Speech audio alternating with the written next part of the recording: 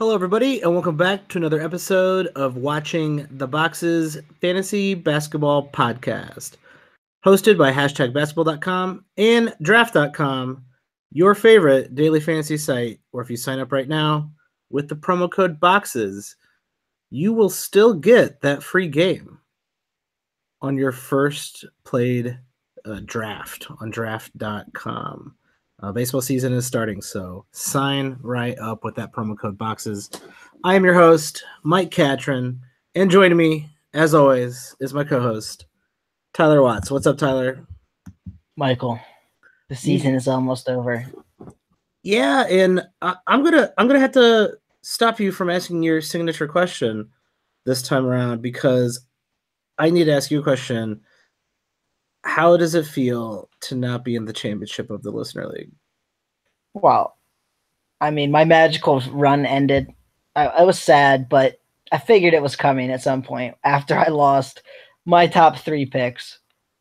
The fact that I stayed in first place for as long as I did, I think, should be a knock on anyone in this league.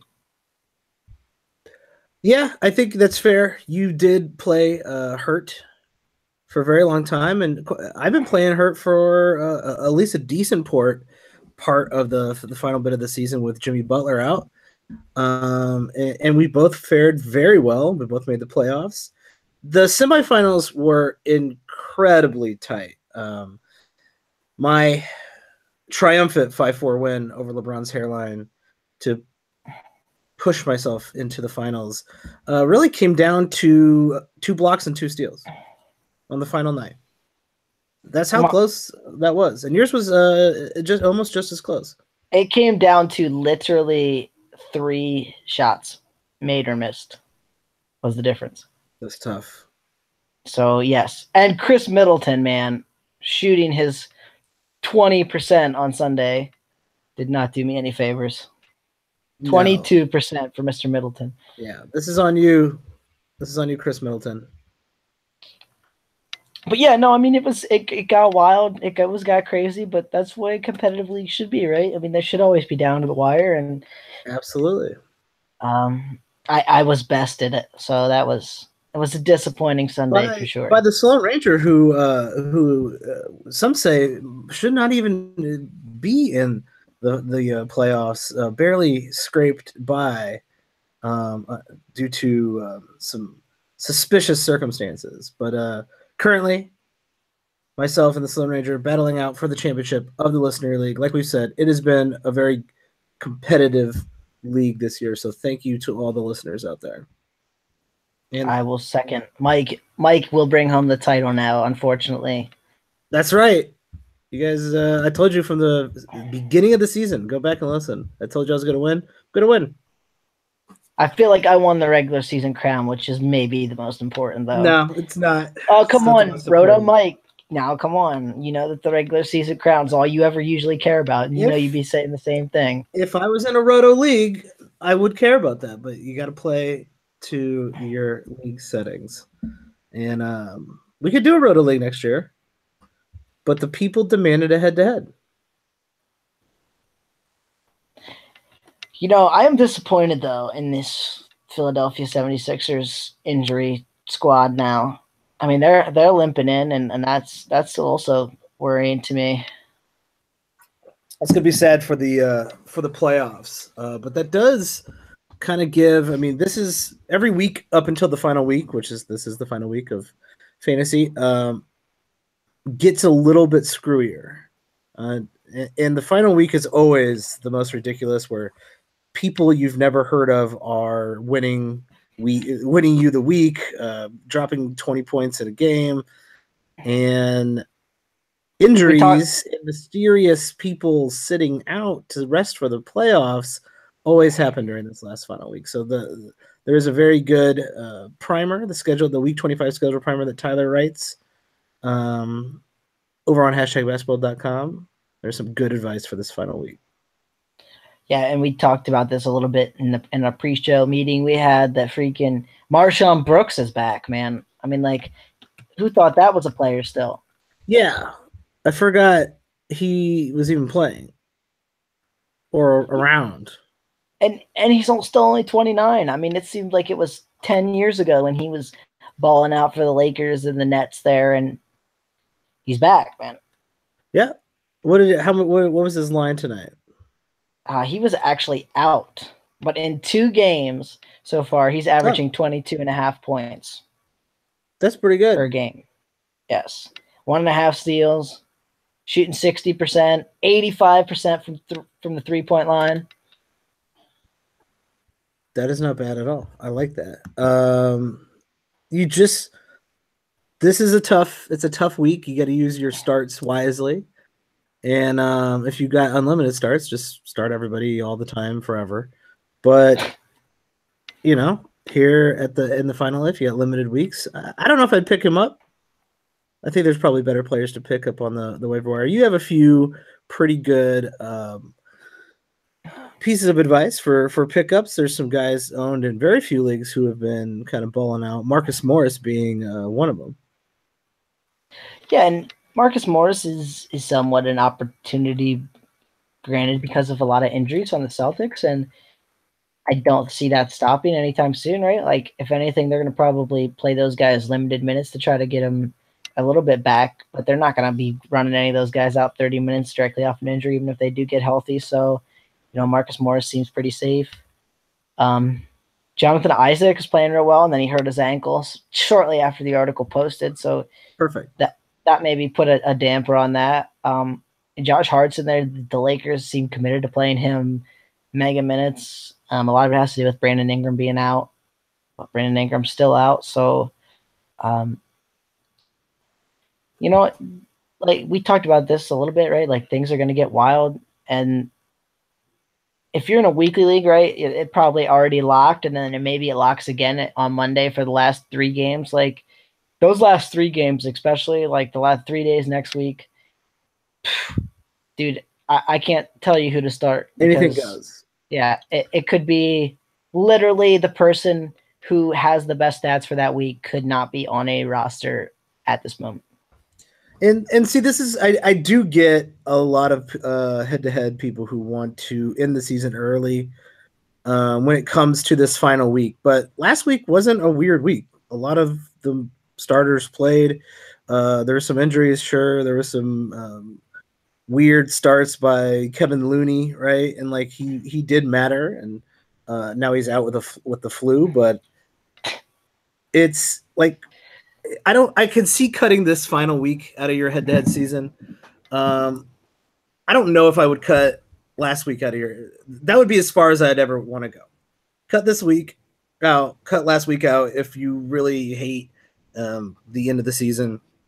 But that means you're looking at week 23, 22 being your finals, 21, 20 being your. But here's your semifinals. Here's the reality of it, right? Okay, so we're going to see a few more teams do it, but hasn't Memphis been doing this crazy, we're going to play Marc Gasol 20 minutes and run out this weird random rotation every night for the last month? I mean, literally, for like the last month they've been doing it. So what, you're going to end your season at the turn of the new year at the All-Star break just because a couple of teams might do some crazy crap? Yeah, because I am a firm believer of the get 2 weeks in for your at least your finals, right? But week 19 is the week after the All-Star break. Right. And that's what I mean. Your whole season's the All-Star break? That's ridiculous. I mean, like, there's always going to be teams. I mean, Phoenix, right? Do you think Tyson Chandler's hurt? The Kings. The Kings just like randomly have not said a word about Zach Randolph, but he hasn't played. If he finishes out the season not playing, which I wrote an article the other day saying it looks like he's going to, it'll be 10 straight games. For the last 10 games, the Kings basically just told Zach Randolf, like, go home, buddy. We're not playing you anymore. Like 2 months ago, who would have even thought we were having the exact opposite argument, being like, why is Zach Randolph playing? Like, what's going on here? He plays every game, and he's actually playing. He played pretty well there for a stretch. He was good all season as far as fantasy. I mean, I won't say that he can. He might not be able to guard a tree anymore, but I mean, he's good for fantasy. That's all that matters sometimes. So yeah, good luck. Congratulations to everybody who won. Congratulations. Even if you make the finals, stuff happens. Ask Tyler about that. And, good luck to everybody in the final week. And at this part of the season, it's really important because you won't do this. Come August, September next year, you will not be in the right mindset to do a little bit of a retrospective on the season from the prior year. The last offseason was absolute insanity. Twitter was on fire, and all these players moved to all these different teams. And after that, you're not going to really have a good kind of memory of what this season actually happened, what happened in this actual season. So I want to go ahead and take a look at what we basically had for who finished in the top 50 and what we thought. All right, I'm going to have to cut this part because I screwed it up. Ooh, Mark Roberts throwback. Here it comes. The 10 takes to get out a sentence.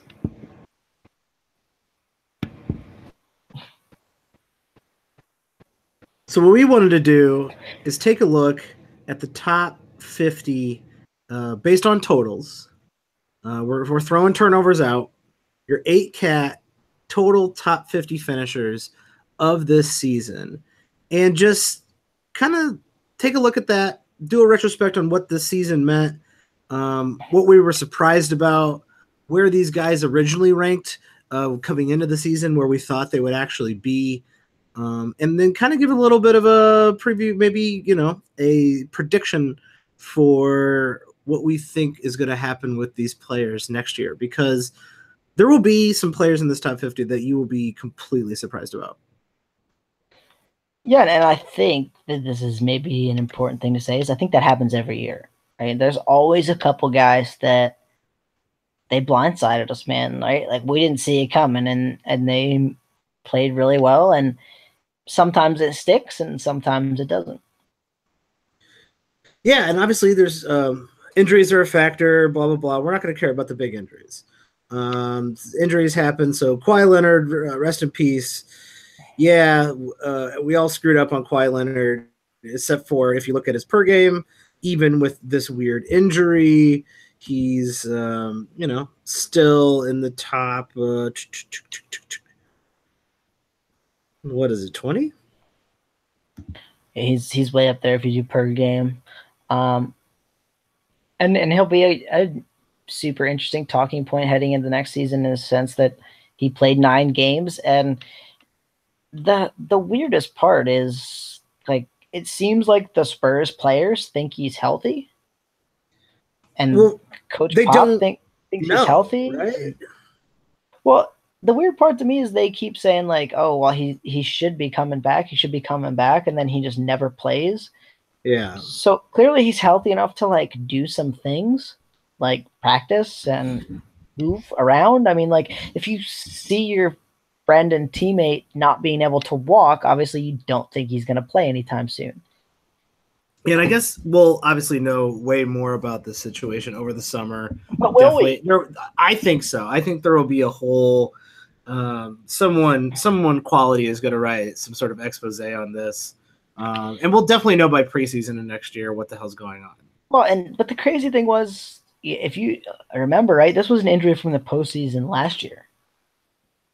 And then, like, he just, like, everyone was like, oh, he's healthy. And then they kept saying, oh, yeah, he's going to be fine. We're just resting him for the preseason, whatever. And then, like, he played 9 games. So, yeah, what a horrible way to, like, hopefully it's not a career changing injury, a little undercut, but, like, something should be, I think they tried to make some rule changes about that, but, like, that's really messed up if someone's career is going to be ended because of that.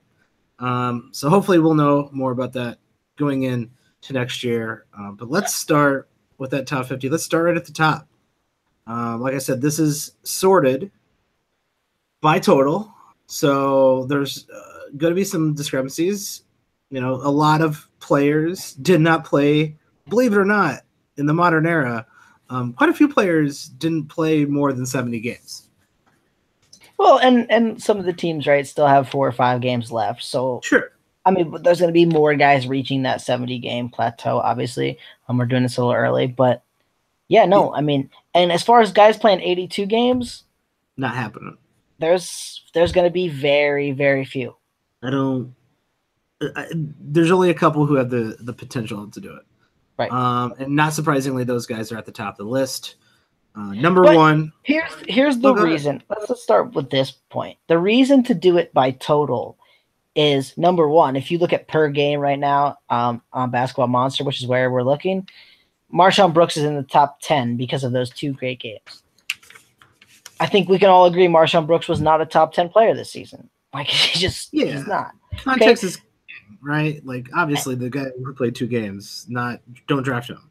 Well, and secondarily, I think if you don't look at total value, you're kind of cheapening it for yourself in the sense that a guy like Jonathan Isaac, right, put up some great per minute numbers.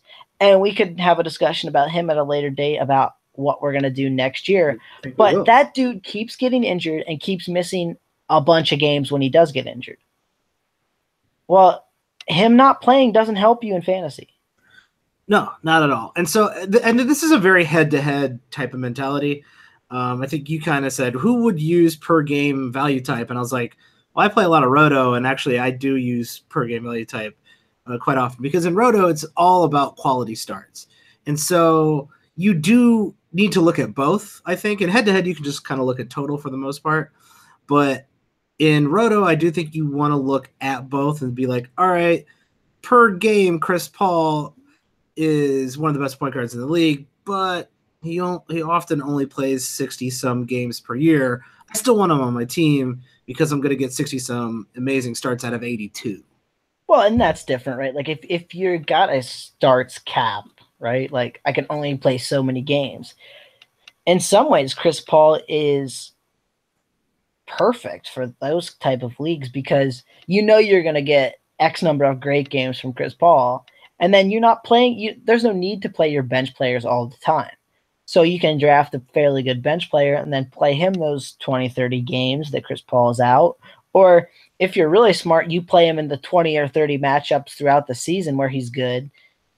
You know what I mean? As long as the games fit and you can have the spot open in your lineup, like him and Chris Paul aren't playing on the same night. Yeah. And then you get 82 games of a really great player.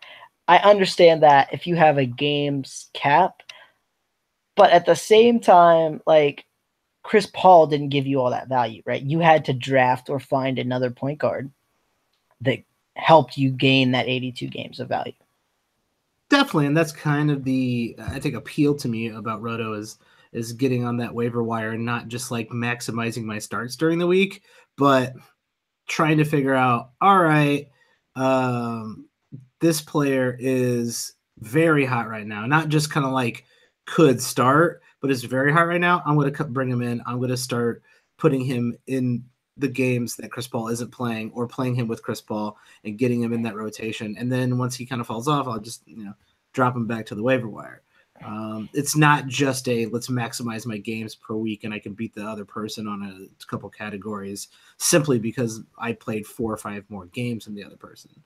And to me, that's why a per game value system does matter to me when looking at Roto. But for this top 50, we are only doing totals.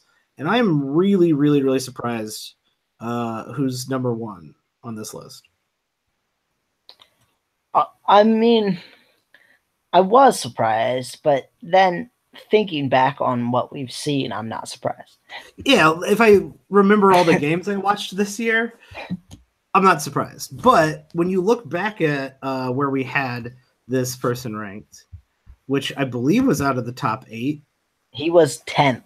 10th. Wow. Yes. So and if you don't know already, yeah. It's LeBron James, everybody. Right? And you and I talked about maybe even throwing guys like DeMarcus Cousins and Chris Paul and Nikola Jokic ahead of him and maybe having him like near the back end of that first round. And yeah, absolutely. And I'll say, like, when you're in this top echelon, when you're in that top 10, 12, if you miss by 8 or 9 spots, that's a huge miss. Later, if you had someone 40 and they ended up 32, well, that's a pretty good guess. You did some due diligence in trying to predict that. But having LeBron 10 when he was 1, that's a kind of a big miss. But I will give us a little bit, and I went and looked at this. I'm going to give us a little bit of leeway. This will be the most games LeBron has played in a season since the 10-11 season. Well, he's still pacing to play in all 82. Yes, that's insane. He's never played 82 games. He's played 80 and 81, but in 2010-11 he played 79 games. In that span of time between that season, he has never finished number 1. Now, let's give him a break. He finished number 1 in that 10-11 season in totals in 8 cap. He finished second, third, and then 8, 7, 9. So having him in the bottom part of that first round did seem to coincide with his progress as a player. He's 32. He's 33 now. He was starting to, and the rest of the league got better too. So it wasn't him falling off. He was still just doing 25, 7 and 7. But this season is you're just seeing another you're seeing a crazy level of LeBron who has had to carry his team. And I think that was the part we missed. That was the key, the Kyrie move. Right. We talked about this, I think, even in the preseason, right? That we didn't think they were going to be a very good defensive team, taking out Kyrie and putting in Isaiah Thomas. And people pushed back at me and kept saying, well, Kyrie's not a very good defender. And, I pulled the hold my beer. Look at Isaiah Thomas. He's 5'5". Yeah. At least Kyrie Irving is a body on the floor who can, affect a shot. No one's Isaiah Thomas on a switch is literally meaningless. Yeah, and so, you know what I mean? And but he didn't play, so it didn't matter. Yeah, he played very few games for the Cavs, and we missed he needed to play every game and put the team on his back. He got the blocks back up to a point we haven't seen since 2013 when he was with Miami. That's impressive. You know what I mean? He got the steals back up to a point we haven't seen in the last 3 years. He scored more points than we haven't seen since 2014. We just missed the fact that LeBron needed to be crazy LeBron to even get them. I mean, they're in the 3rd position, man. It's not like they're the number 1 seed. Yeah, it's just that extra little bit that he did that completely mattered. And his free throw percentage was at 73%, which is one of the, I guess, in the last 4 years is the second highest. Oh, it's his best since 2014. Yeah. So let's spin it. Congrats, LeBron. What does that mean next year? Yeah, so let's spin it forward. Yeah. He's 33. He turns 34 in December. Yes. I've been saying this for a while, especially guys who log this many minutes.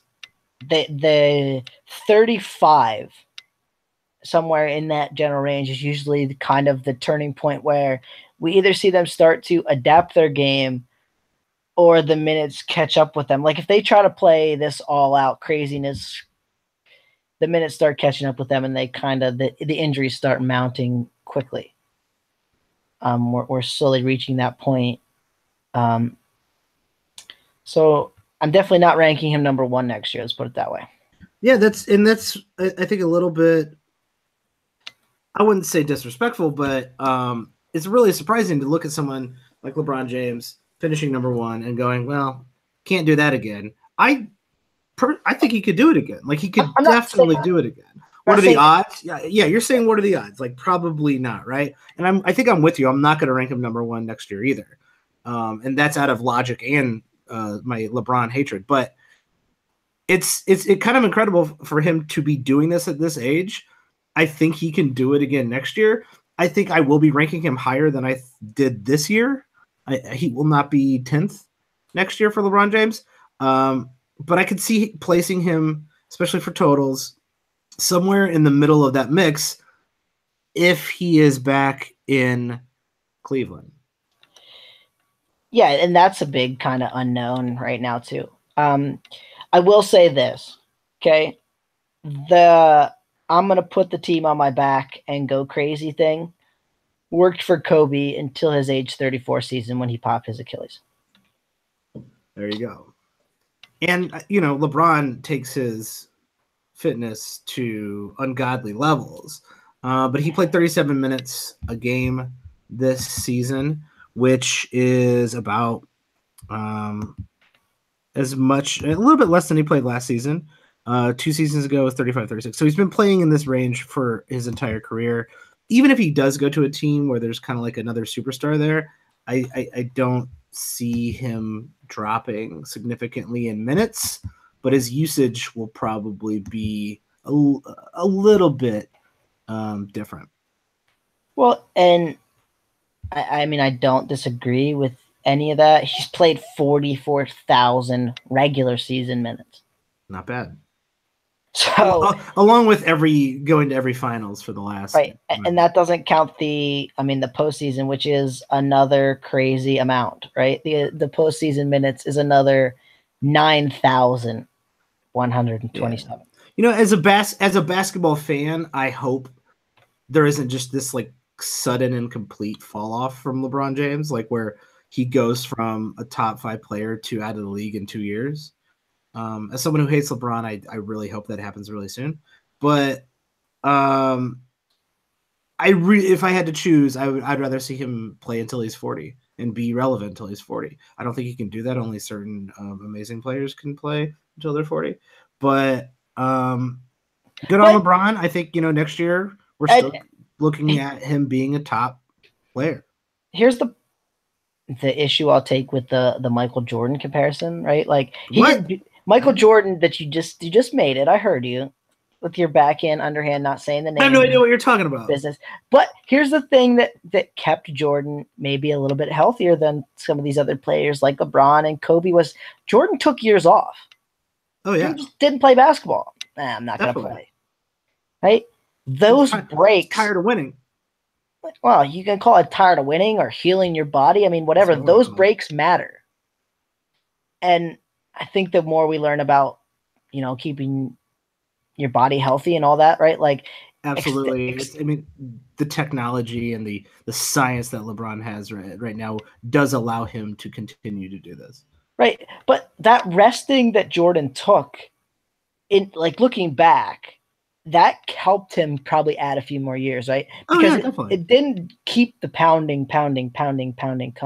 I'm not saying he's going to get hurt next year. No one can say that. And back in the day, they actually fouled people, so that rest definitely needed to happen.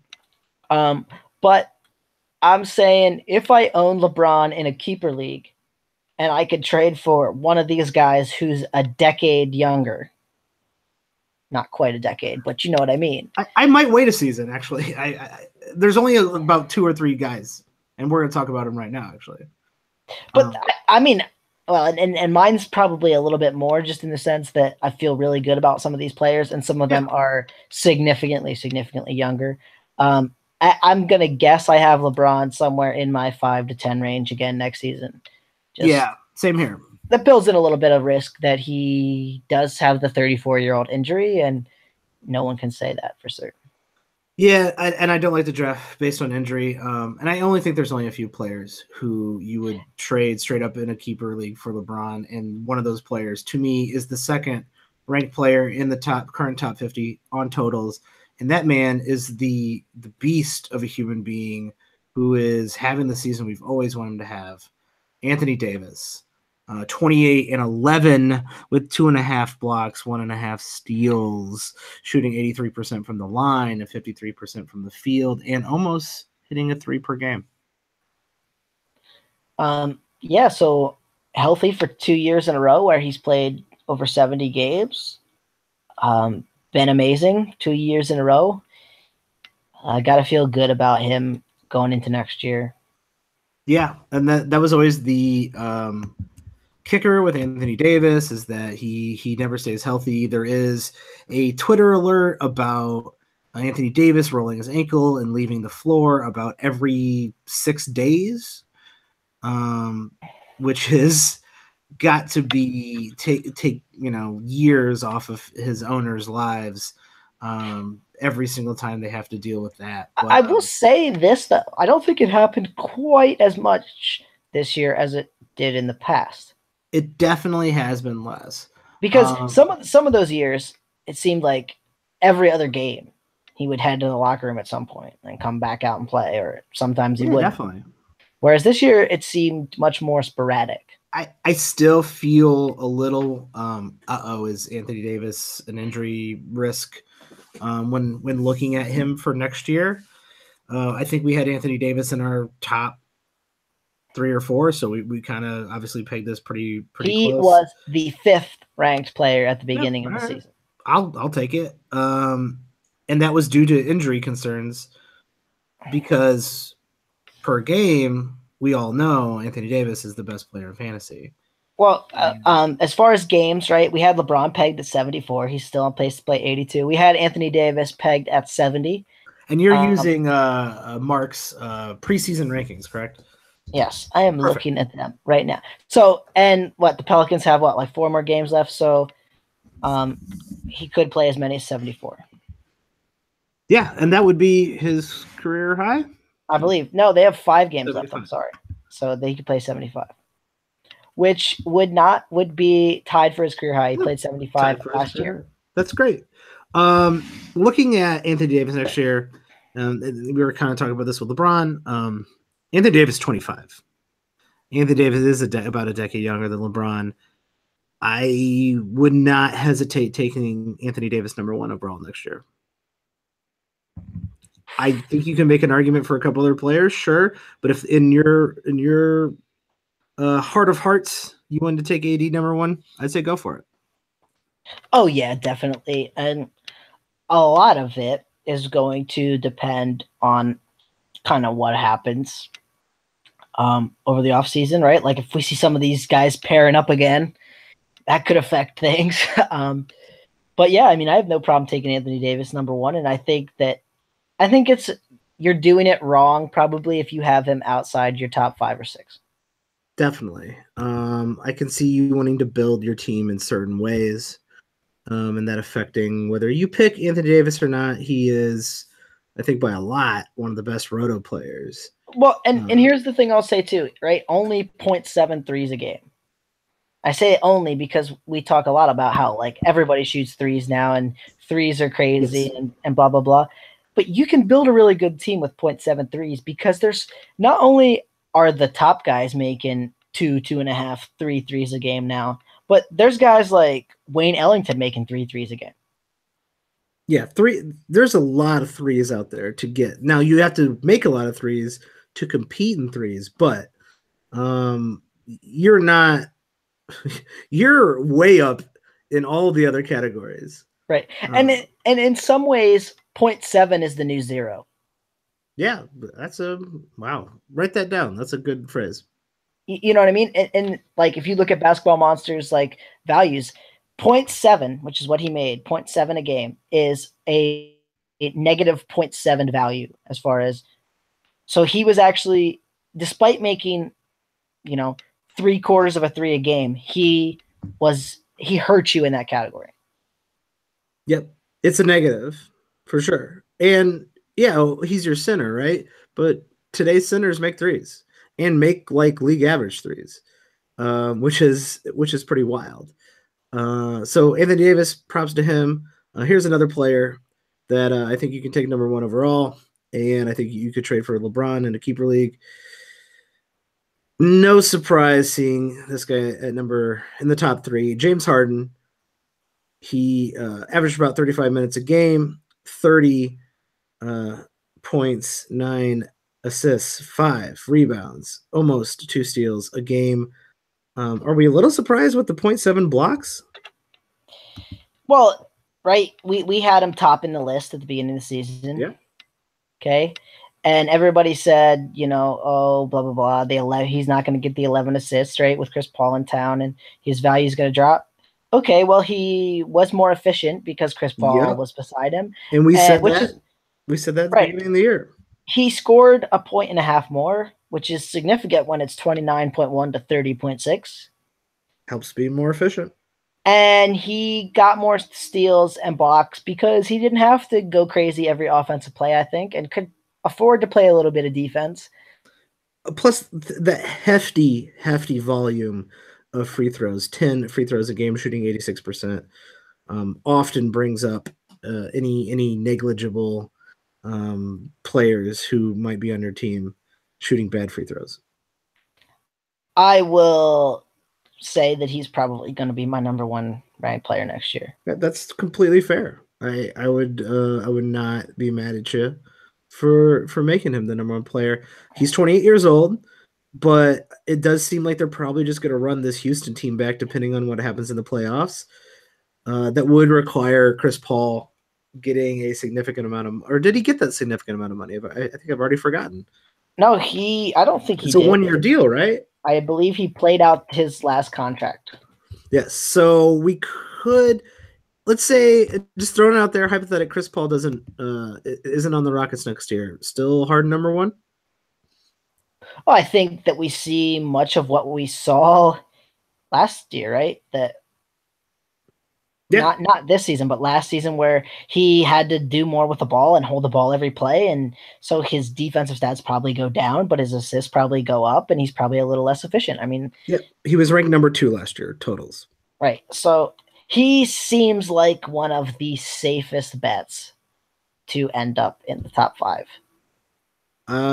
Yeah, I think I'm with you. And so that's probably why I take him at number 1, right? Is he just feels really good to be a top 5 player, and I don't want to mess up my draft in that first round. He is in the middle of his prime, so I like that. He's a great building block to build around. You can't go wrong with James Harden. Let's look at number 4. These top ones are going to be pretty straightforward. We got most of these right. We were in the ballpark anyway. This one we nailed. Ranked 4th, finished 4th, 22 years old. A lot of people were like, I don't know, Jimmy Butler. No. Well, he still had a pretty solid year across the board. He is one of the best 9-cap players. Shot 1.5 threes per game. Here's a question. 12 rebounds. That might advance this conversation in a different direction. Shot 42.4% from 3-point this season, which is about somewhere in the top 12 in the league. Impressive.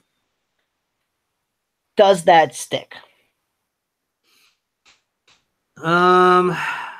Is he one of the top 12 3-point shooters in the league? I guess is my question.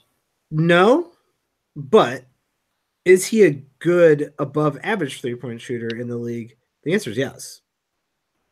The dude runs around screens and hits threes like he's Kyle Korver. Oh, yeah. And we talked about this, I think, ever since the moment he was drafted, right? That this is a special player, and there's not really many comps for this 7-foot monster who can be as big as he is and do the things that he does. I'm just a little bit worried that it's probably closer to 1.23s next year if they kind of run this team back as presently constructed. Just because I don't think he shoots as good a percentage, and I think he probably shoots about as many attempts as he did this year. Yeah, and I think you also are going to have to wonder, is Tibbs still in town? Is Tibbs still running these guys into the ground? The Cat is too young. Cat is too young to be feeling the Tibbs effect yet. But, he's still going to probably play almost 82 games and at 35 minutes a game. He's on pace for 82 still. Yep. You're right. The minutes are a little down there, but not by much. Here's the thing I'll say.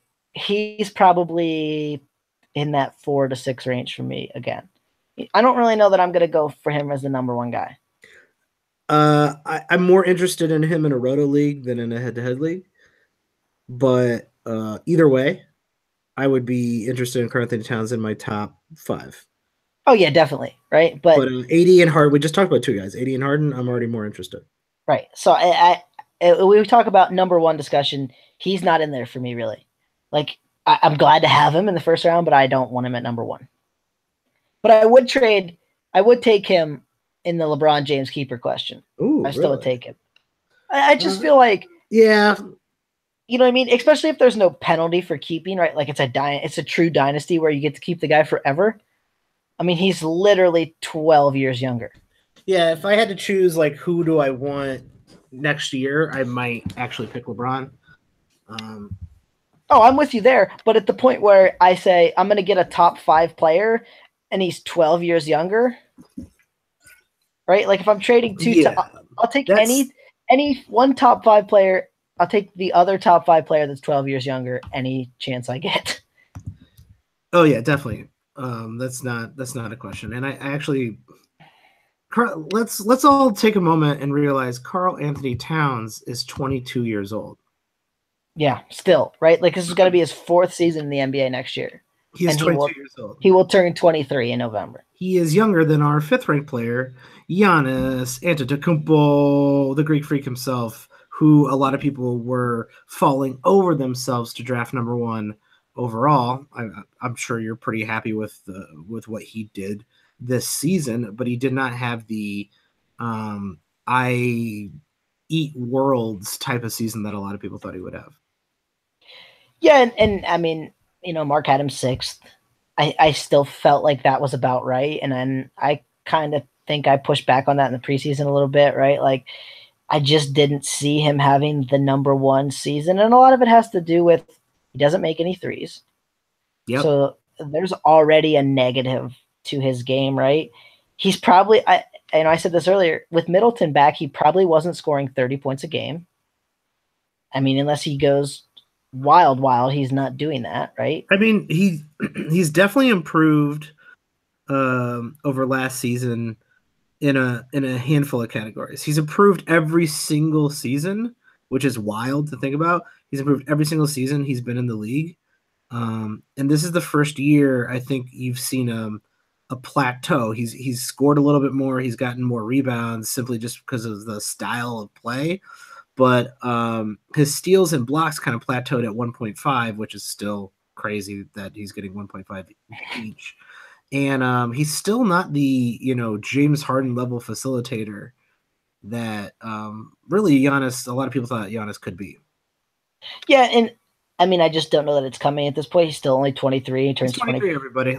He turns 24 in December, but I think we know what he is at this point. I mean, he played 37 minutes a game, which even before the season, I don't think any of us would have expected, and he was still only the 5th best player. So he's another guy where I'm probably not taking him number 1, but I'm happy to have him in the top 5. It feels like he's in that second tier. It's kind of weird because like last year we had like 8 guys in the first tier, and it seems like we're already saying like there's a first tier and there's a second tier in the top tier.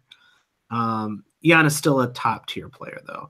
Yeah, and I mean we could talk about this, right? That like also, there was 8 last year. I think there might only be kind of 6 or 7 this time around, and maybe we're gonna throw Steph Curry in there and call it 8 again. Yeah. But LeBron's kind of in that 8, and he kind of kicks Kawhi Leonard out.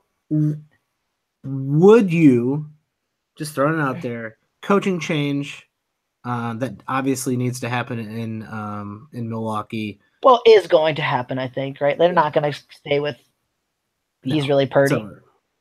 But like really good coaching change in Milwaukee, who's like Giannis is not. We're not screwing around here anymore. Giannis is going to do everything forever, and they have a really good system that could make me a little bit more interested in Giannis. But okay, hey, top 5 is a great place to be. Question time for Mike. Where does Giannis get better, right? Because either everybody falls off or he's got to get better somewhere. Assists and threes. Those are the places he can improve. And if he facilitated more, would improve the assists. And if he just gets, and that's what everybody says, if he could just get, if he actually did take a big percentage bump in threes. I mean, he's still below average. There you go. But he shot less, so the number stayed the same through it from one year to the next. I think, though, that if we ask him to do it all offensively, right? If we say, okay, you're going to be the full-time ball handler, facilitator. We asked James Harden to do it all offensively.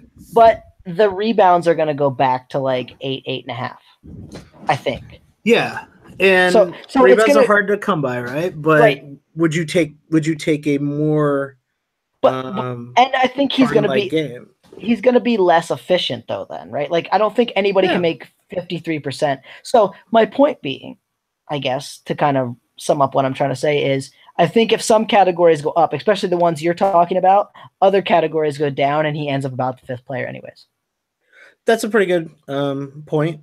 I think those categories, the way they are ranked, moving them around just a little bit isn't kind of a make or break type. It's like suddenly not going to make you the number one player. If he was a lunatic and somehow averaged like 2 steals and 2 blocks a game, he would be the number one player by a bit. Actually, Anthony Davis averages 2.5 blocks and 1.5 steals. So Anthony Davis is pretty good. Yeah. So my point being though is he's in the discussion at 3 for me probably. Maybe even I can say I'm going to pick him second if I want to do some weird strategy around Giannis thing.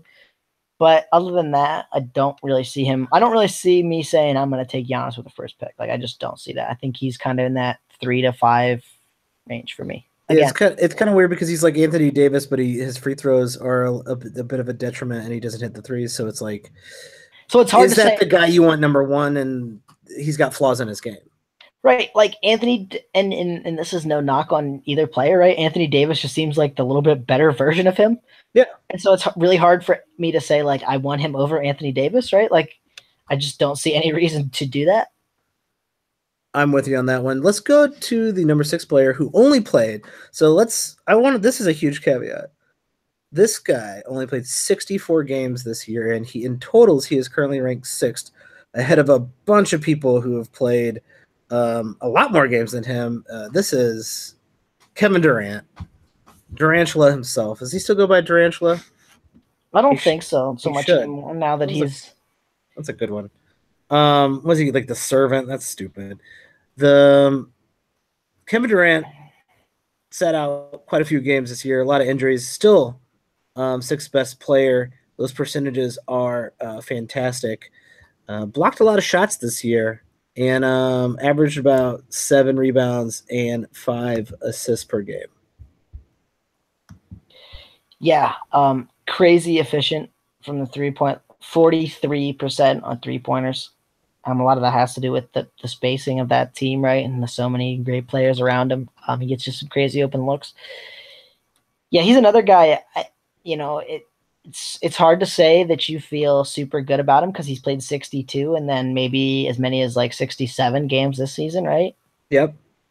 So that's a little bit of a knock there, but at the same time, like I think he's definitely in this mix for a top 5 ranking. And if you had this guy number 1, I could actually maybe see that over some of the other guys we've just talked about. Yeah, and he was my number 1 player going into this season, and I don't really regret that. He obviously made his value even in 64 games. It's kind of weird with that Golden State team, considering if Kevin Durant is in Golden State next year. I think he did one of those 1-and-1 contracts. Is that true? Yes, he keeps doing them. So if he's there, which I don't see why he wouldn't be, you're still looking at a team that is not gonna care that Kevin Durant sits 15 games or whatever. Like they're gonna take it easy. They're gonna play easy with his injuries. At 77, if Kevin Durant played 77 games this year, he could be 1 or 2 in totals. Just spitballing my top 5, I probably have him second.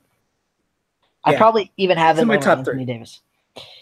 And so my top 5 probably at this moment looks like Harden, Durant, Davis, and then we'll kind of go from there with Towns, Antetokounmpo, LeBron, like somewhere in that general range as far as the players we've talked about. I think I have him second, which is crazy, maybe, but I don't think that's crazy. Look at what he does per game. Look at what he's done in 64 games. The dude's ultra efficient, and that sets you up really, really, really nicely. Now, if you're in a weird punt situation, yeah, okay, do that. Good for you.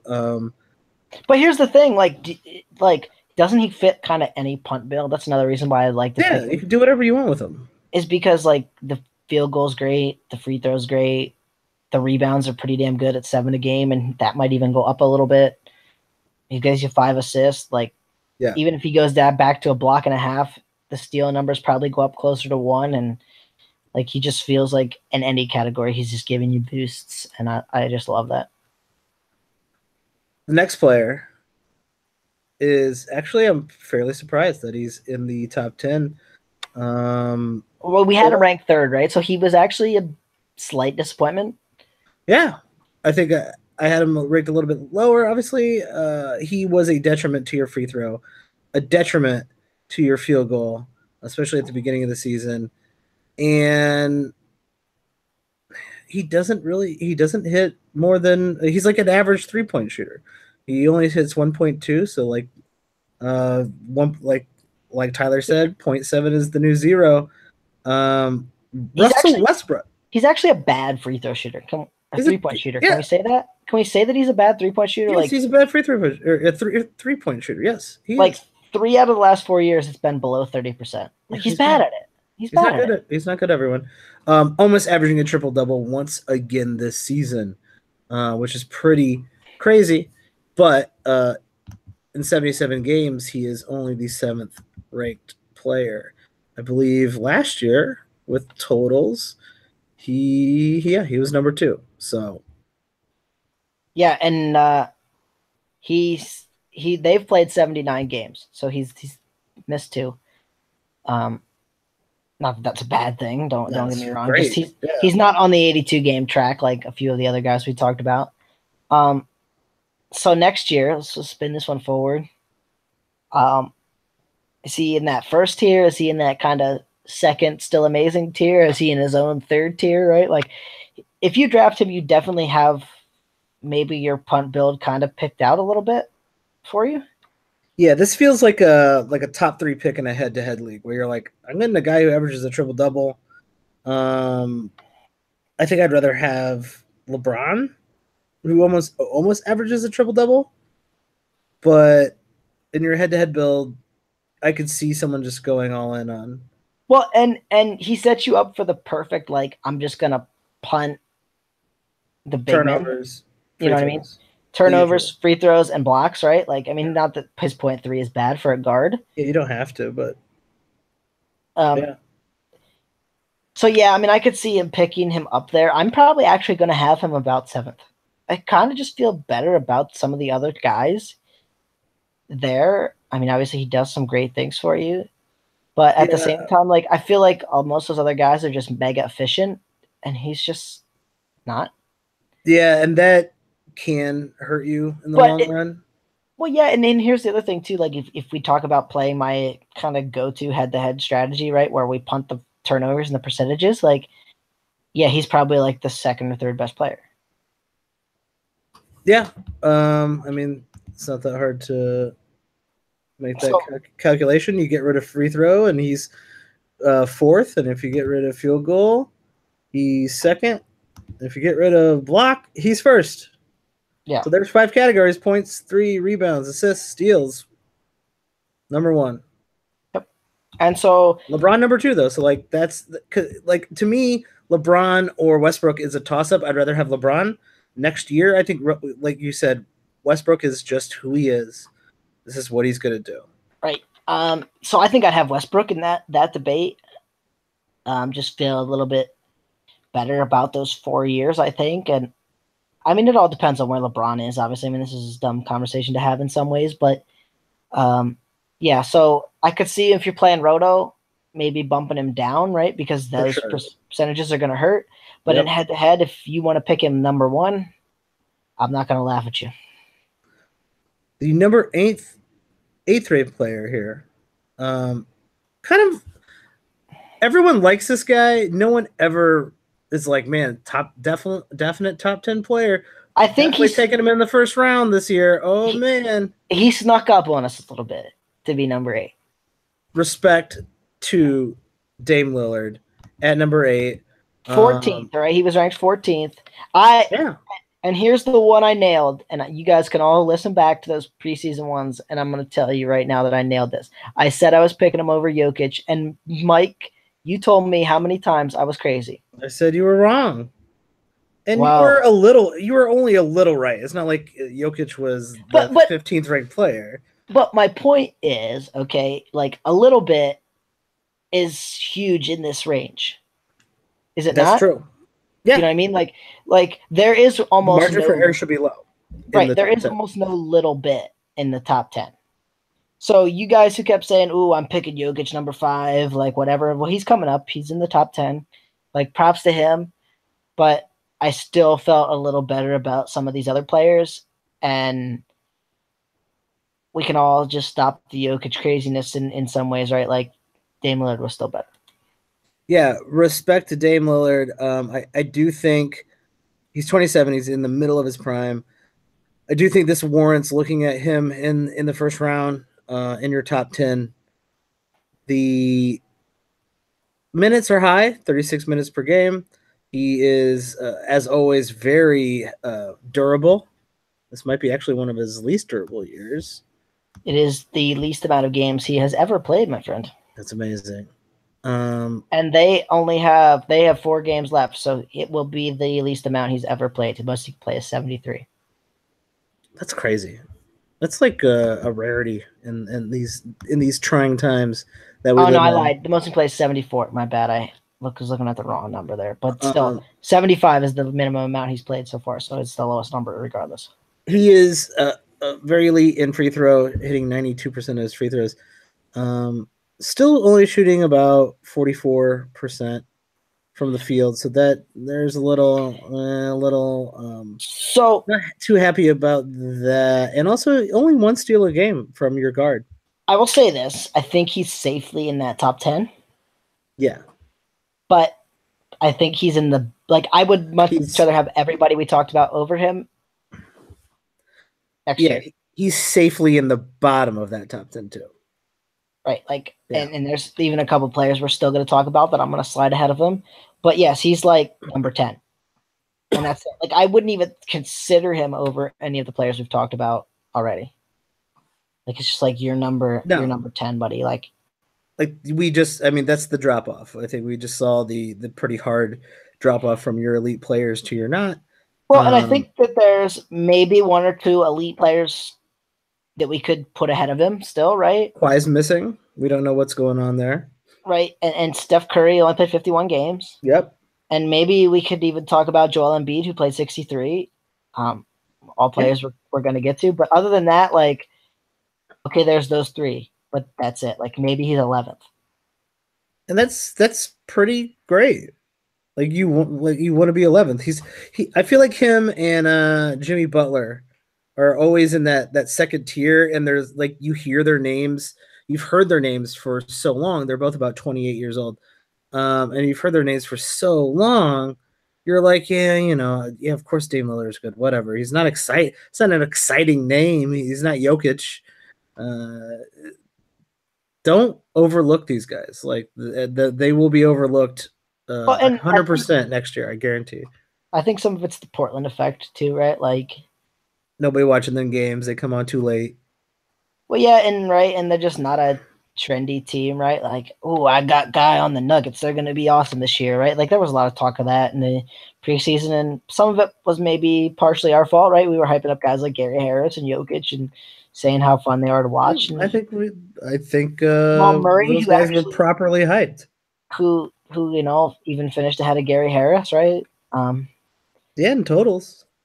Jamal Murray, hell of a season. Yeah, and I mean he's a guy we're gonna get some chattering on. But yeah, so I feel good about Lillard, but I'm not saying I don't see anywhere really where he moves up. Right? What he did this year is probably about what he does next year. Maybe the free throw percentage gets a little tiny bit worse, right? Maybe he shoots a little bit better from the field, but that's it. He's gonna be basically the same stat line. You are looking at what you're gonna get from him, and that's pretty great. Right. Our first, I think, enormous surprise of the top 50 is right here at number 9. That's a hell of a number to be in the top 10 and be a huge surprise. 48th was his preseason rank. Now, I think that we were both kind of championing him to be picked a little bit ahead of that. We 100% said picked this guy early. We 100% made him our sleeper of the season. But we never said pick him in the top 10. We didn't even say pick him in the second round. Like, this is a huge surprise, even though we made him everyone's, put him on everyone's radar. We were not number 9. Victor Oladipo. What? How did this happen? So I think we talked about this way back when it happened, right? That we've seen this guy do some great things, but they've been in little stretches, right? Like I only remember, and I'd say it every time we talked about him this year, especially early in the season. I remember that month and a half stretch at the end of a season where Victor Oladipo was a top 10 player. But a lot of players are a top 10 player for a month and a half stretch. But I think the thing that we saw with Oladipo was if someone just, and this is my thinking, I won't speak for you. I think we saw if somebody believed in him, he could be great, right? But no one ever really seemed to believe in him and make him the guy. They were right? like, Alfred Payton's better than you. We're gonna bring you off the bench in Orlando, right? And then he played with Westbrook last year, and Westbrook had maybe the best season ever. Yeah. You know what I mean? Like, he averaged a triple-double a game. That's insane. And Westbrook was doing Westbrook stuff, and I don't think anyone likes to play with Westbrook. Well, I mean, I'm sure there are players who like to be role players and not have a lot of spotlight, and you know what I mean, and just let Westbrook do everything. But so I guess the question now becomes, right? We loved him. He did great. It was a good call by us. Where the hell do you draft this guy next year? Yeah. Are you staying in the top 10? Because you're looking at a really, really solid, full from start to finish season. There was not a period. So if you go look back at his averages per game. Oh, he was their guy. Tyler doesn't like to look at the per game averages, but in seasons past in Orlando, because I'm throwing out that OK season, you're looking at a guy who is ranked in the mid 30s, right? There was no period where there was no decent sized period where Oladipo was the 30th ranked player in this league. He was in that top 15 for almost the entire season. Oh, yeah. And I mean, that's what I mean. He was their guy. He played great pretty much all year. He did some things that, I mean, I don't know how anyone could have said he'd steal 2.3 balls a game. Yeah, that's pretty incredible. Right? I just don't see any way anyone saw that coming. So let's look I don't see how anyone right? could say at the beginning of the year he was going to shoot 47% on 18.1 field goals a game. Like, that just didn't seem like it was going to happen, but it did. Yeah. Those to me, I mean, let's go ahead and look at all of them. Those are the two big outliers. Assist, right. 4 assists a game. All right. But we saw that 5 rebounds a game. When he got 35 minutes for Orlando in that one season, we kind of saw those 4 assists. 4 and 4, almost 2 steals a game. So steals might not be that big of an outlier, but here's the crazy part. Even he averaged more minutes in that season, and he got 0.6 more steals per game this season. That's a lot. That's a significant amount. It's huge. It's a huge amount. I could see. Here's what I'll say. Does he get 1.8 to 2 steals a game next year? I could see that. 2.3, I'm not betting on that again. Like 2.3 is a lot of steals, and you got to get a little bit lucky to get that many. Let me throw a scenario out there with you, because I think we're on the same track here. Oladipo, he's 26 years old, just entering his prime. Pretty much could do what he did last year, but let's say he's shooting closer to his career average at 44%. He ends up shooting 44% on the season. That free throw percentage drops down slightly below 80%. And his steals go from 2.3 to 1.7. That's not a top 10 guy. No. So just kind of doing some quick and dirty math here for 1 second. Let me get it here. 6.6. You can do it. I believe in you. So if you drop him to 44%, Yes. okay, exactly 44, which I don't know why he'd shoot exactly 44, right? He loses, he goes down to 22.2 points a game. So he loses 1.1 points. Assuming he shoots the exact same amount and he shoots the exact same 3-point and free throw percentages, which he could probably go down. So I think 23 points is a bit much. I think the steals are a bit much. Yeah, he gets a lot. He gets a lot of that value from his steals. He's looking a little bit more like Kemba Walker than Dame Lillard. Once you drop that percentage and you just start and you look at adjusting what might be inflated numbers or might be the new Victor Oladipo. So I'm gonna assume, right, and sometimes those are dangerous. I've heard that he's ranked around 20th next year. I think it's a little underrated. Right? And so I think that, especially because he plays for the Pacers and, you know what I mean? How many Pacers games have you watched this year? Right? -2. I know I've seen some. I actually enjoy watching Victor Oladipo, so I've watched a good number, but I don't think the average fan has seen more than 3 or 4. Right? Like maybe they watched him when they played the Cavs and, you know, whoever your team is, yeah, a couple other times, you know, whatever. So if he's ranked around 20th, I'm probably interested. If he's ranked 9th, I'm probably going to be like, no, thanks, bro. Feels like a guy who will be overdrafted next year. Just sitting here right now, just feels like a guy's going to be overdrafted next year. But see, I think it could go the other way in the sense that, right, Jokic will be trendy again. Everyone loves Jokic. Yeah. Paul George probably goes ahead of him. Mm-hmm. You know, you got Steph Curry, Ben Simmons, right? People love Ben Simmons a lot more than they love Victor Oladipo, I think. Yep. You got Draymond Green, Joel Embiid, cool. Right? Like, we start putting all these guys ahead of him. Kyrie Irving only played 60 games. He's slowly reaching that number 20. And if he's like 20th, I might go for him. Yeah, you just can't ignore those elite steals. You just really can't.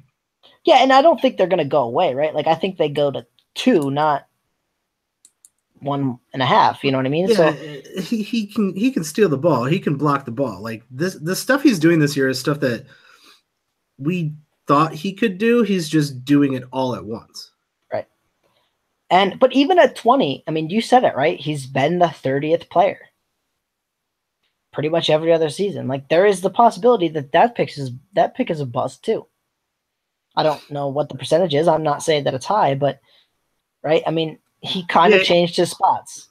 I just don't. I don't think he'll ever fall back to that 30th, like in the mid 30s. Well, I mean, and a lot of it depends on the situation too, right? Like if he somehow gets traded and paired up with another superstar, like okay, well, then that's a different discussion we're gonna have. But assuming he's on the Pacers and he's the guy. Yeah, last time I checked, Pacers are in the playoffs and they're doing all right. Right, so for a crappy East team, he's a guy I think we're going to talk a lot more about heading into the draft season next year. In the sense that I think he's going to be probably a little underrated. I don't know.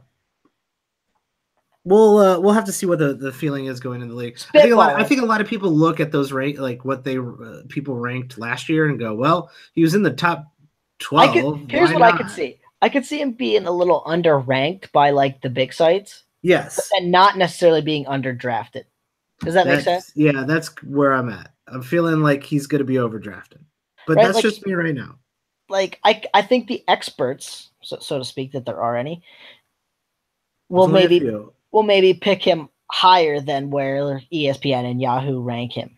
Yeah, but we don't need to get into the fact that people who are good at fantasy basketball do not go off of ESPN and Yahoo rankings. But everyone's rankings are somewhat off, and this is the one that was way off, and that's the surprises that you get. Let's finish out the top 10. And this is a guy who people had in the top 10, and some people had a little too high, I thought, but ended up producing in 70 games a pretty good line. In Mark's rankings, he was 13th. All right, that's pretty good. So, and he was 10th, so he did better. Yeah. I can safely say 13th, though, seemed about right for me. And it's probably maybe up to like 11th or 12th next year, but I am not going to super throw him into the top 5 like some people were this year. This is, by the way, this is Nikola Jokic. Everyone's kind of favorite breakout. Oh my God, if he played more minutes, he could average a triple double, blah, blah, blah. I mean, he had a great season. He's having a great season. 32 minutes per game, which is what you want to see. 18 points, almost 11 rebounds. I think assists. I won the bet, although it's not official yet. Oh no, what was the bet? The bet was, remember, we all the way back in the preseason, I'm pretty sure someone documented this somewhere. Yeah, tweeted us. You said he was going to average 20 points a game. Will you concede the bet to me now? No, I will not. I will not concede the bet to you. Dude, he's going to need like 2. Isn't over. Dude, okay, let's look and see how many games they have. Don't do the math. I know it's not statistically impossible, but it's probably humanly impossible. They've played 78 games. They have 4 games left, and he's averaging in 70 games 18.1 points a game. Even if he drops 60 a night, like I'm not sure that goes up to 20. So I guess theoretically, I think I've probably lost. I want to give props to Jokic here because this is something a lot of players who get touted as the next thing, and especially in fantasy, most players who are touted the next thing in fantasy aren't heard of again. Some of them are good and people get over it because they're not great. And others, like Nikola Jokic, kind of live up to the hype. Over the last couple months, he's been not just the 10th best player, but over the last couple months, he's been a top 5 player. And like you said, at this range, the difference between 10th and 5th is absolutely huge. He has been averaging over 20 points a game in the last couple months. His rebounds are up. His assists are up. He is only 22. He's distinctly has the ability to get better next year. So I'll comment on that in 1 second. He needs 214 points over the final 4 games. Okay, it's possible. To average 20. So he would need pretty much the best 4-game stretch anyone has had ever. He would need like 4 50-point games, and that still wouldn't do it. All right, I'm not ruling it out.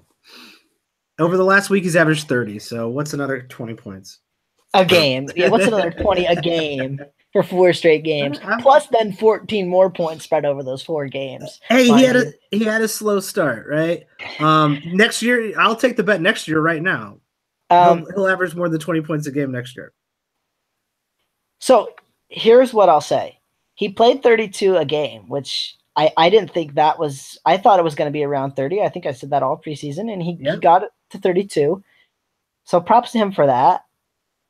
But do you see him playing any more minutes per game? More than 32? Like a lot of these top guys, right, like play 35. Like every guy we've talked about pretty much plays 35 so far. He only plays 32.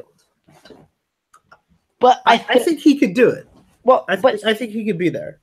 And I think, though, that the ceiling is like Drummond's 33.4. I don't think it's 35. Yeah, it's not significantly. It's not 37. Right. I don't even think it's 35, and here's why. Those big men have to play down there by the basket, right? And they get more fouls.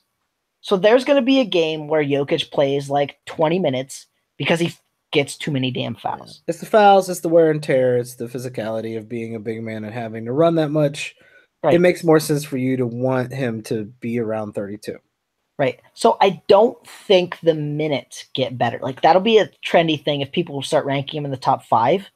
Will be, oh, he's going to play more than 32 minutes. Like, I don't know about that. Maybe another minute, but not like 3 or 4 or 5. Like, I just don't see that for a big man. I also don't know that I see where he gets better, and you're going to say that he gets better in points. Just a little. Yeah, like, this is... But if he there's scores... no giant leap, right? There's no giant leap from this position. if he scores 20, does he average 6 assists? I'm gonna say no.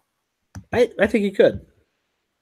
Just because I mean, like he uses the ball a lot already, and so you know what I mean. Like to get more usage means less other stuff. I just think this team, right? They have a lot of good players, Jamal Murray and Gary Harris, and 6 assists seems super fair for next year. Just moving forward, because like as a center, how much can you possibly facilitate? right. I don't think the rebounds get much better. 10.6 is a lot. It's good. If anything, good. I think the free throw percentage goes down a little bit. I think the 3-point percentage at 39.2 is a little high. But he could trade some threes for 2-pointers and maybe up that field goal percentage. I think this is another guy where I'm kind of at. I think that if he goes up, other things go down. I mean, it does feel like a little bit of an Oladipo situation where is this an outlier? Are some of these percentages or some of these stats outliers, or are they the new normal? Right. So to me, he does fit in that range. I just do think Oladipo's upside is what you're looking at, and Jokic's upside is what an extra rebound, an extra assist, incredibly high percentage for the center. I don't see Jokic averaging 7 assists a game. I think it's his ceiling. So what the percentage of that happening? Low. Could he do it? Well, in the last 3 months, he has averaged 7 assists. Okay, so spinning it forward, where you have him, right? Are you putting him back in the top? I mean, what you said, you take him 9th, right? I mean, I'm not trying to put words in your mouth. No. But you literally said after the top 8, he was one of the top guys you were looking at, right? Like somewhere in the 8, 9, 10 or 9, 10 range, right? We at the preseason, we were all pretty much the top 8 was pretty set, and then there was kind of that cluster there where second 3, yeah, right, where we kind of debated on who should go there, and I think you were championing Jokic as your number 9, which turned out to be a pretty good call. Not bad call at all. So are you in that general range? Are you maybe a little higher than that, a little lower? Like I'm just trying to feel you out here. I think that's the issue, is that I think he could get a little bit better. A little bit better does not put him into the echelon of Anthony Davis, James Harden. It doesn't even put him into the second tier of that top tier, to the Giannis and Karl Anthony Towns discussion either. 9 seems pretty fair. 8 I think is probably a little too much when you have to start thinking about Steph Curry and Kawhi Leonard also being in that top 10. So 9, 10, 11 feels like the right place to draft him. Yeah, I think that if you're playing in a 12-team league, he's one of the last 4 picks in that first round. Yeah, I don't want to go higher than that. Why am I reaching for Jokic? Right. Like, I just don't see that much more ceiling. Like, I don't see him, Plus, here's the other thing I'll say about it. Like, he does do a lot of great things, and he's very efficient, but he's the worst scorer by a good percentage of the top guys. Yeah. Right? Like, only 18.1 points is a significant downturn from even the 5 points more a game Victor Oladipo scored, right? Like, Karl Anthony Towns scored 3 more points a game, right? That's a lot of points over a long season. Yeah, Cat's 21 is kind of like a super outlier, and he was 4th because of how he dominates everything else. Right. Jokic, who's averaging 6 assists a game, somehow does not even get close to Karl Anthony Towns when you look at how they are ranked based on and the ranking scale of how significant. Like when you look at Karl Anthony Towns at 4 and Jokic at 5th, you're like, or at 10th, you're like, that's only 6 different ranks. Well, it's actually almost double the amount of quality you're getting over average based on the stats. Here's the crazy thing. The way he skyrockets up these rankings and gets into the top 5 isn't more assists. No. It's more rebounds and more points. And more blocks or more steals. Yes. And blocks and steals, right? We talk about that a lot, right? Like those can boost you really fast. Yes. But assuming that those don't happen, because we've kind of seen him be right at 0.8. Yeah, this seems to be pretty. I mean, he's 22, right? Yeah, but This is the first usually, season he's played more than 30 minutes a game. here's the thing I'll say though. Usually more offensive hurts those defensive stats or keeps them about where they are just because you're using so much more energy to play offense, right? You're trying not to get fouls because you know your team needs you to facilitate the ball. Yeah, you don't. There's not a lot of players who suddenly added a whole block to their game next year, like in Well, the next season. that That's are pretty rare. especially that are superstars. Oh You yeah, know what I mean? Like, sure, maybe a fringy role player can do that because they just say, I'm just going to play all defense and be a 3-point shooter and not do anything else. Right? Like, no superstars like going out there going, oh, I'm going to try to block every shot in the sun. If this guy tried to block 2 shots a game, he'd foul out a lot more. yes, 100%. So I don't see that block number getting much. Like, maybe he gets 1, right? Like, he just gets some, I don't want to call him lucky, but some things break the right way. And he gets to like 1.2. Yeah, maybe he just works a little bit better on his positioning, his footwork, and he gains a little bit. Yeah, But here's the other thing too. Like, if you're the Nuggets, is that what you're going to be focusing him on? Like, I don't think so.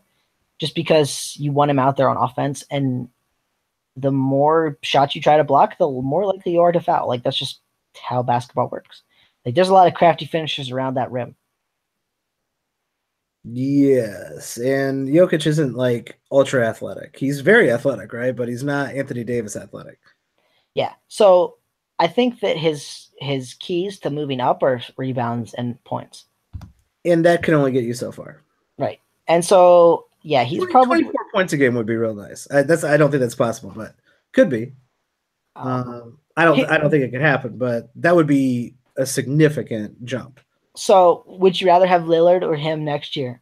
Let's just ask the question. Oh, that's a great question. We know where we both stood, right? We talked about this earlier, where we both stood the last time around, and you know, and this could actually change, right? Like, they're close enough in value, maybe where I don't think it could, but like he may be able to clip Lillard. They're only 2 spots apart. Yeah, they're not terribly far apart. And there's 4 games left. Are we talking about a head-to-head 8-cat league? Yeah, let's just assume. Let's play. Okay. They actually average the same amount of turnovers. Can you believe that, Mike? I want to props to Damian Lillard for only averaging 2.8 turnovers a game. So I don't know that the turnovers being there or not matters that much. No, in the sense that it doesn't really. Yeah, in a league full of who cares if I average 4 turnovers a game anymore, props to Dame for keeping that assist to turnover ratio real low. So the 8 or 9 cat in this one, for once, doesn't really much matter. So we'll talk head to head. Just I'm surprised by that. I think I'm gonna have to go Dame. I think he is a little bit more of a force when obviously his scoring is pretty great. His 3-pointers are great. Sure, you could say you could find guys who do similar stuff to that, and Jokic is more unique as a center who does all these other gets 6 assists a game as a center. And I just think I want my big man. If I had to choose big men, you know, I'd rather have my Anthony Davis mold or Karl Anthony Towns mold than my Jokic mold. And I like Dame a little bit better. I just think he's going to be better. You finally come to my side. Feels good. It doesn't feel good for me. Here's what I'll say. If it's one of those crazy, like, puts a lot of centers in there, like sometimes those leagues on a certain site like to make you play 2 centers if you don't change it. For some reason, yeah. Then Jokic is probably more valuable than Damian Lillard, especially if they're not. I think it's real close, yeah. If they're not super, what do I want to say? Like, they don't give each player multiple positions, right? Because I don't think that any player anymore really only plays one position, right? Like, sometimes Jokic plays power forward, sometimes he plays center. That's all kind of fungible. But looking at the center, like, if you just say these guys all have one position, these guys are centers, that crop is not great. So in those leagues, I could see taking Jokic over Damian Lillard because there's a lot of point guards. There's a lot of good point guards. A lot of great point guards. But other than that, I want Lillard. I think I just feel a little bit safer about Lillard, like what he's going to do. And just think Damian Lillard's kind of perpetually a little bit underrated. With you there. And I think we're going to have to wrap it up there. That was a good review of the top 10. We do probably plan on getting this out there maybe closer to next season. Maybe just rebroadcast this top 10 as a retrospect at some point. So for all you joining us in the future, welcome. I hope all the cities are still not burned to the ground and that the value of the dollar still means something. So thank you for tuning in. And let's put it this way: this is probably a multiple part episode, right? Oh, definitely. That we're gonna look at the top 50. Okay, so this is only the top 10.